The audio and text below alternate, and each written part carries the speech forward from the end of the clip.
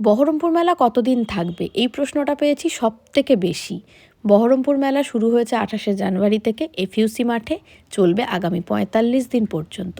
জলপরী show শুরু হয়েছে ফেব্রুয়ারির 3 তারিখ থেকে।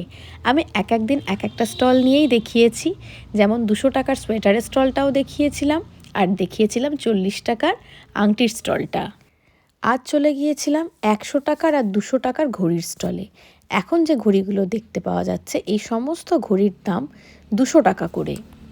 লেডিস রিস্টওয়াচ হোক বা জেন্টস রিস্টওয়াচ, এগুলোর সবকটারই দাম 200 টাকা। আর এখন যেগুলো দেখা যাচ্ছে এই রিস্টওয়াচগুলোর দাম 100 টাকা করে।